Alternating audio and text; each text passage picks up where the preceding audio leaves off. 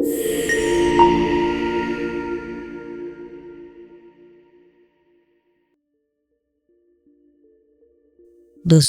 आज हम फिर एक कहानी लेकर लौटे हैं जिसमें सत्ता की जो भ्रष्टाचार का सिलसिला है वो उजागर होगा। उसमें अधिकारियों की पोल खुलेगी। तो दोस्तों, आइए शुरू करें।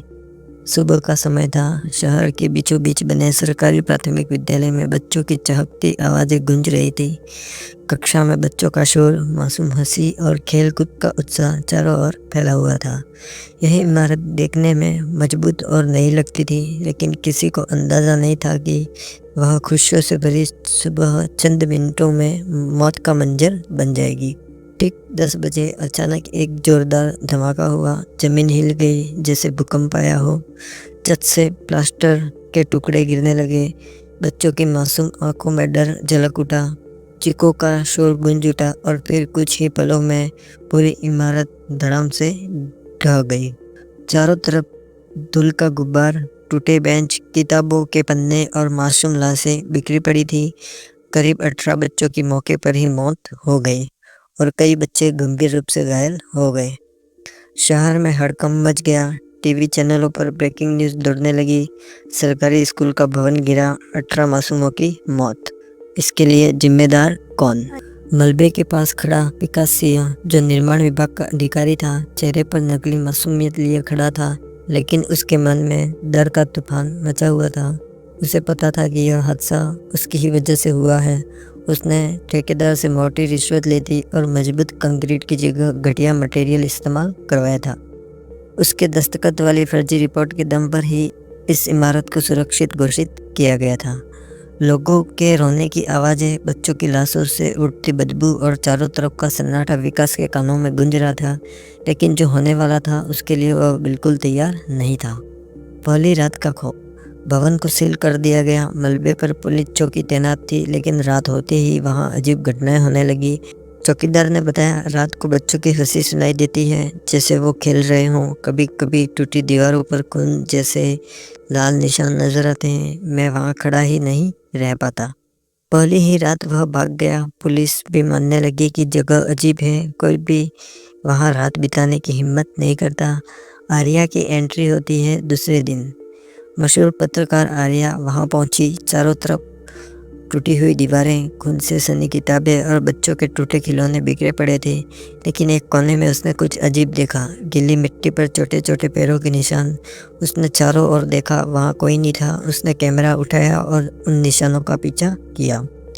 अचानक कैमरे की स्क्रीन ब्लैक हो गई और उसके कानों में बच्चों की खिलखिलाहट गूंजने लगी।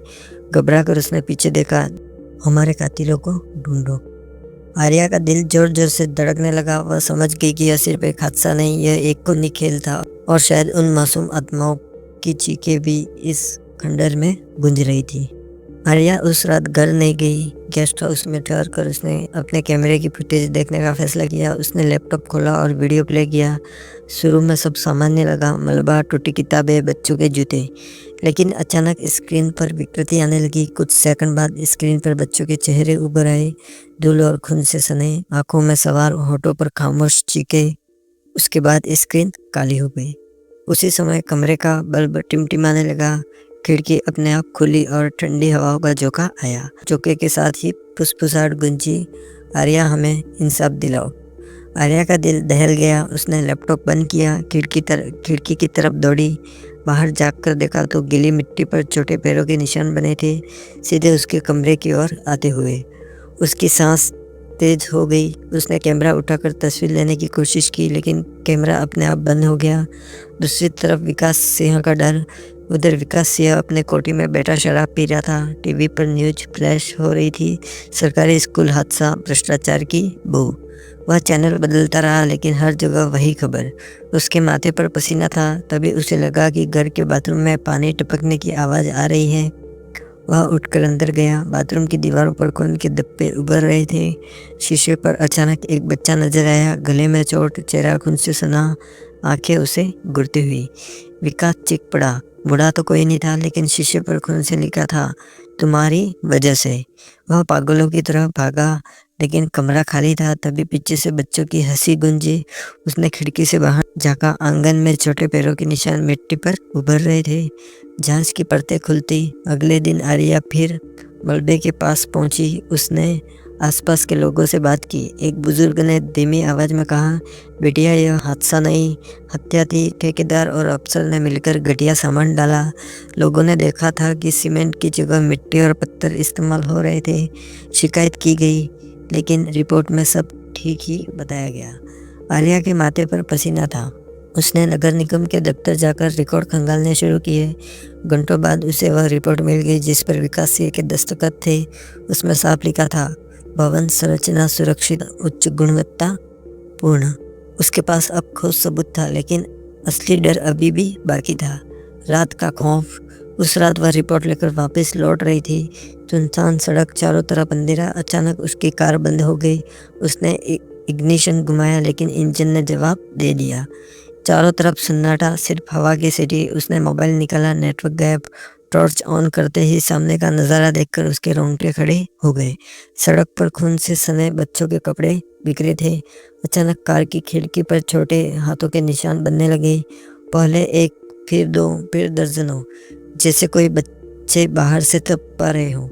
उसके कानों में आवाज़ आई, हमें इंसाफ चाहिए।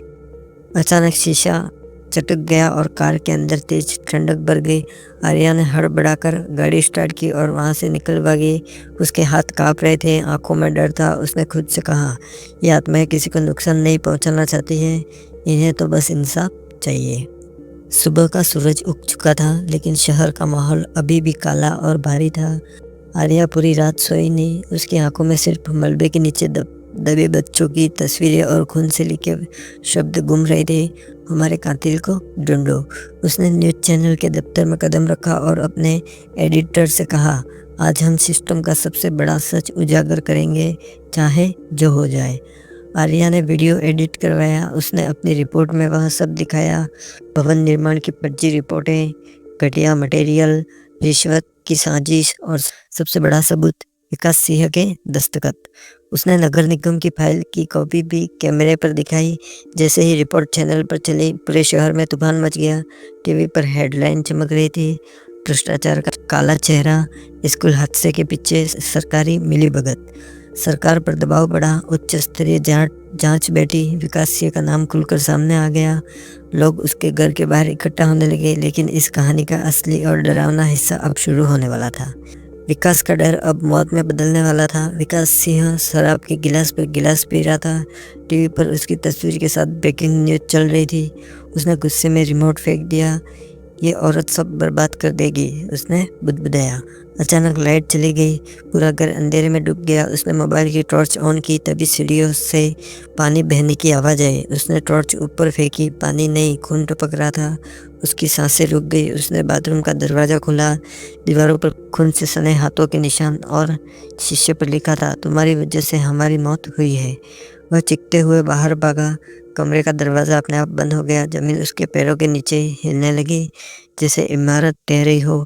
प्लास्टर के टुकड़े गिरने लगे। अचानक उसके सामने 5-6 बच्चों की परछाइयाँ उभर आई, सिर्फ आंखें और खून से सने चेहरे। उनके मुंह से एक साथ आवाज़ निकली, इंसाफ। विकास दरवाज़ा पीटते हुए चिल्लाया, लेकिन दरवाज़ा नहीं खुला। तभी जमीन पर एक दरार उभरी और उसके पैरों के नीचे से मिट्टी खिसकने लगी। उसने बचने की कोशिश की, लेकिन पूरा शरीर गड्ढे में धंस गया। उसकी चीख इतनी तेज थी कि बाहर खड़े पड़ोसी भी डर से कांप उठे। सुबह जब लोग घर में घुसे, उन्होंने देखा विकास सिंह का शव खून में लथपथ पड़ा था। चेहरा इतना भयावह था कि किसी की हिम्मत नहीं हुई बात जाने की। पुलिस ने रिपोर्ट लिखी, कारण अज्ञात। कमरे में किसी इंसान के आने जाने के निशान नहीं, लेकिन दीवारों पर खून से लिखा था, हमारा इंसाफ पूरा हुआ। आर्या ने टीवी के कैमरे के सामने कहा, यह सिर्फ भ्रष्टाचार की कहानी नहीं, यह उन मासूम आत्माओं की पुकार थी जो इंसाफ मिलने तक नहीं थमी। याद रखिए, सिस्टम की लापरवाही सिर्फ एक हादसा नहीं है, यह कत्ल है। कैमरा धीरे धीरे टूटे हुए सरकारी भवन की तरफ घूमता है। हवा में बच्चों की हल्की खिलखिलाहट गूंजती है और स्क्रीन ब्लैक हो जाती है। तो यह कहानी आपको कैसी लगी, जिसमें सिस्टम की लापरवाही के कारण कई मासूम बच्चों की जान चली गई और भ्रष्टाचार अधिकारियों के कारण माता पिता ने अपने सितारे खो दिए। तो दोस्तों, इस प्रकार की कहानियों के लिए हमारे चैनल को सब्सक्राइब करें, वीडियोस को लाइक करें, ज़्यादा से ज़्यादा शेयर करें और हमसे जुड़े रहें। धन्यवाद।